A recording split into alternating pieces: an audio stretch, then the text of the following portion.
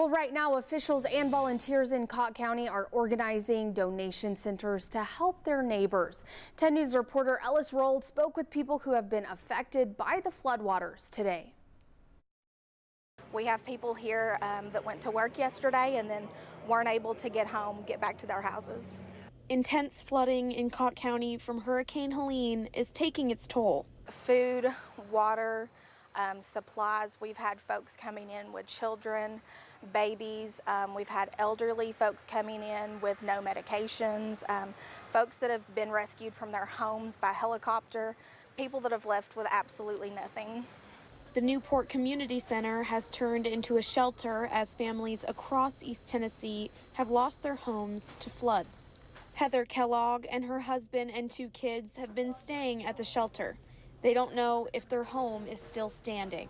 They pulled this together pretty quickly, and it's nice to be able to have somewhere to go when I'm not sure what my home looks like. And Sheena Banks's family is still stuck in their home near the Pigeon River. It just come all at one time, like even my Uncle Tommy Lane said within 40 minutes it rose 4 foot. She says they were preparing for the worst. So I called my mom, and having to say that and just, that, Mom, I'll meet you in heaven and I love you.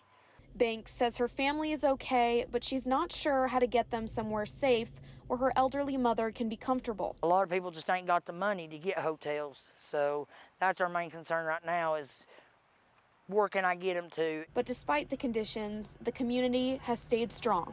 It's been absolutely amazing to just see how everybody has come together. We've had people from all over East Tennessee. In Cocke County, I'm Ellis Rold. Now, several residents tell us they don't have power or water right now, and there is a boil advisory in place, which means if you do have water, it's likely unsafe to drink. Post offices in Cocke County are also shut down tonight, including Newport, Cosby, Del Rio, and Hartford.